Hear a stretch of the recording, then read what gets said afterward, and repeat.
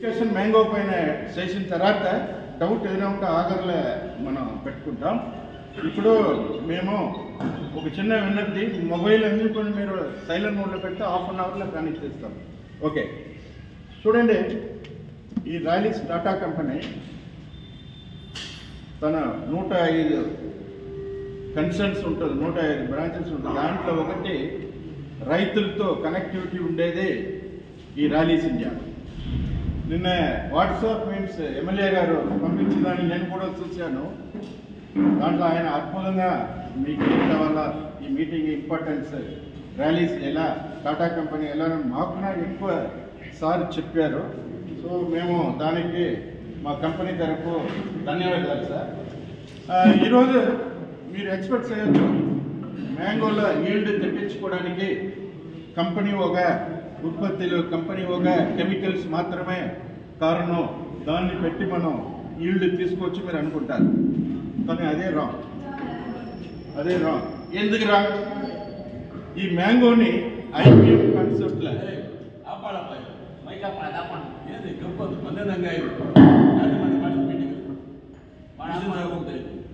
ఈ మ్యాంగోని మీరు ఎక్కువ దిగుబడి తెచ్చుకోవాలంటే కొన్ని మీ ధరపలు కూడా ఉంటుంది. 50% మీ దగ్గరలో ఉంటుంది, 50% మా దగ్గర ఉంటుంది.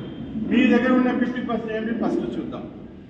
ఏ క్రాప్ అయినా తోట ఒకసారి దిగుబడి అయిపోయిన తర్వాత దాంట్లో అన్వాంటెడ్ స్టెమ్స్ అన్నీ కూడా మీరు తీసేవాళ్ళ, తీసి దాన్ని కట్ చేసి కట్ చేసేసి తోటలో ఏమేమి వేస్ట్ మెటీరియల్ ఉంటుందో వాటిని క్లియర్గా తీసుకెళ్ళి బయటపడేయాలి.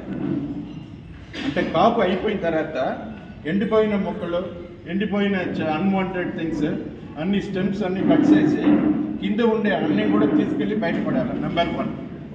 నెంబర్ 2, మాన్సూన్ అంటే వాన వర్షం స్టార్ట్ అయ్యే ముందుకే ఈచ్ ఒక్కొక్క చెట్టుకు 2 అడుగులు గాడి తీయాలి. గాడి తీసి వర్షం ముందుక రాయలిస్లో జియోగ్రీన్ 50 కిలో బస్తా కంపోస్ట్కి బదులు మనం ఇస్తున్నామన్నమాట. అది మీకు 4 కిలోలు మీరు దాంట్లో వేసి మంచిగా వాటర్ పెట్టి ఒక నెలకు ముందుగానే మీరు చేసేసుకున్నారంటే దానికి కావాల్సిన, అంటే మొక్కకు కావాల్సిన కంపోస్ట్ ఆర్గానిక్ మీకు దొరికిపోతుంది. మన తాత కాలంలో, మన నాన్న కాలంలో మన చెరువుల నుంచి మడ్డి తోలేవాళ్ళు, కరెక్టా? మళ్ళీ ఇంకా ఏం చేసేవాళ్ళు, ఈ దూడలు కానీ లేకపోతే గోట్స్ మేకలు కానీ మన పొలంలో నైట్ అంతా మనం దాన్ని పెట్టేవాళ్ళం, కరెక్టా?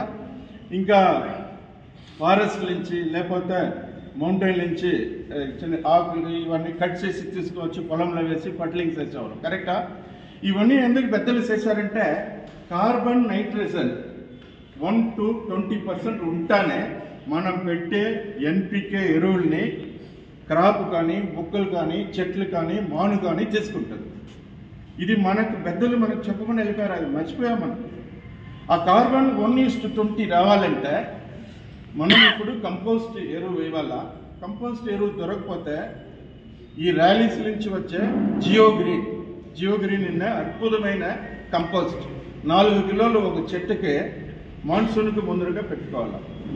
నెంబర్ 3, వర్షం పడిన వెంటనే ఒక ప్లోయింగ్ చేయాలి. ప్లోయింగ్ అంటే దున్నేది పొలం దున్నేలాగా మన గార్డెన్ని దున్ని పెట్టాలి. ఎందుకు?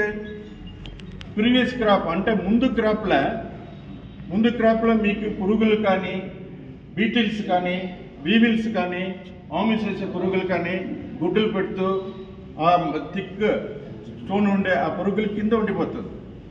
మళ్ళీ మీకు కాపు వచ్చేప్పుడు, పువ్వులు వచ్చేప్పుడు ఇది బయటికి వచ్చి పువ్వులు వెళ్ళిపోయి అటాక్ చేస్తుంది. సో అందుకే ఇలా మీరు ఒకసారి సమ్మర్లో, వర్షం కాలంలో సేల్స్ పెట్టేప్పుడు ఇవన్నీ బయటకు వస్తుంది. సో పక్షులు కానీ, కాకిలు కానీ, అలా వేరే ఏదైనా కానీ దాన్ని తినేస్తుంది అన్నమాట. సో ఆ విధంగా మనం తగ్గించుకోవచ్చు. 3. 4వది, తోటకాలంలో ఏదైనా చిన్న పిందెలు, ఏదైనా మీకు కాయలు అది కరిగిపోయి కింద పడింది అనుకోండి, వాటిని ఏరేసేవాళ్ళు. అక్కడ ఉంచకూడదు. దాంట్లో మీకు సిలిండర్ ఉంటుంది, దాంట్లో ఉన్న పురుగులు ఉంటుంది, ఆమె చేసే మంచి మంచి రసం పిలిచే పురుగులన్నీ ఉంటుంది. ఇవన్నీ ఏం చేస్తుంటే ఉత్పత్తి అయిపోయి మళ్ళీ చెట్టు పైన వెళ్ళిపోతుంది. మీరు అవన్నీ ఏరేసి తొందరగా మీ దూరంగా తీసుకెళ్ళి పడేశారంటే ఆ తోటని మీరు కాపాడుకోవచ్చు. ఇంకా 5, ఎవరెవరు 2 క్రాప్ కావాలా అనేసి కలుతారు కానీ వేరే కెమికల్ కానీ మీరు మొక్కలకు పెడతారో అది వచ్చి ఫిజియాలజికల్ నేచర్కి ఆపోజిట్. మనం పెట్టవచ్చు 2 క్రాప్ కావాలి, మనం కల్టార్ పెట్టడం తప్పలేదండి. అయినా ఆ కల్టార్ లాంటిది పెట్టేప్పటికి మీరు ఎక్కువ ఆహారం ఇవ్వాలి. ఎందుకంటే ఇప్పుడు నేను ఉంటాను, మీరు ఉంటారు, మనం 3 పూట తినేసి ఆహారంగా ఉంటాం. కానీ మనకి ఎక్కువ వర్క్ లోడ్, రాత్రి పగలు అది ఇది చేసేప్పటికే మనకు కొంచెం సత్తా కావాలి కదా, కానీ కావాలి కదండి. సో ఆ విధంగానే మీ మొక్కకు కూడా మీరు ఇవ్వాలి. ఎప్పుడెప్పుడు కల్తారు పెట్టి నేచర్గా ఒకసారి కాపు వచ్చేదని మనం ఎప్పుడు ఎదురుగా 2 పంటకు వెళ్తున్నామో ఆ విధంగా మొక్కకు మీరు ఎక్కువ హార్మోన్స్ ఇవ్వాలా, న్యూట్రియంట్స్ ఇవ్వాలా, గ్రోత్ ప్రమోటర్స్ ఇవ్వాలా. ఇవన్నీ కూడా మీరు పాటిస్తా కానీ ఆ తోట బాగుంటుంది. మామూలుగా నేను ఫార్మర్, నా తోటని నేను లీజ్కి ఇస్తాను. లీజ్ ఇచ్చి ఆయన పాపం లక్షలు పెట్టి తీసుకుంటాడు.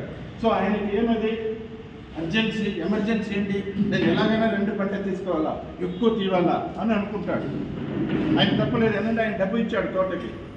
మరి అలాగే ఆ తోటకి తీసుకున్నవారిని లేదా ఈ తోటని అమ్మిన రైతు కానీ ఈ హార్మోన్స్ ఇవ్వకపోతే మీ ఒక చెట్టు ఏజ్ తగ్గిపోతుంది. అంటే మామూలుగా 40-30 సంవత్సరం ఉండాలంటే ఇప్పుడు మీరు నేచురల్గా అపోజిట్గా వెళ్తున్నారో దాని ఏజ్ తగ్గిపోతుంది, ఇంకా కాపు కూడా ఎక్కువ రాదు.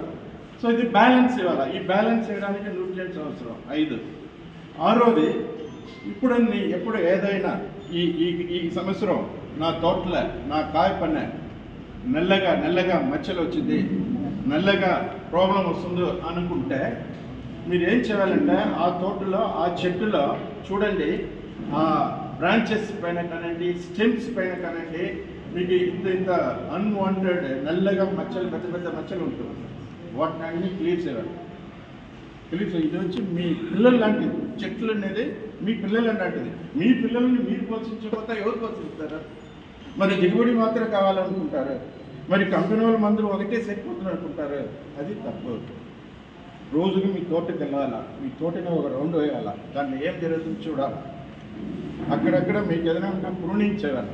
సో ఇది ఒకటి. ఇంకా 6వది ఏ తోటలో కాయల పైన మీకు క్రాక్ వస్తుందా? క్రాక్ అంటే ఏంటంటే చిన్న కాయలు ఏమవుతుంటే పగిలిపోయి మీకు లోపల వైట్ పదార్థం మీకు అనిపిస్తుంది. అది కారణం ఏంటంటే ఆ స్టేజ్లో మీరు కానీ మా మందు కానీ ఏం చేయదండి, ఏమి కూడా కంట్రోల్ అవ్వదు, మీరు మర్చిపోవాలా. మరి దానికి ఏం చేయాలా? పటానీ సైజులో మ్యాంగో వచ్చేప్పుడు ర్యాలీస్ ఒక రీవా 5 మేము మీకు ఇప్పుడు సినిమాలు వేస్తున్నాము, ఆ ప్రోడక్ట్ కూడా చూపిస్తున్నాము. ఇక్కడ ఉంటే బాటిల్ తీసుకోరండి, రీవా 5. సో ఆ రీవా 5ని ఆ పటానీ సైజ్ ఉండేప్పుడే మీరు స్ప్రే చేశారు.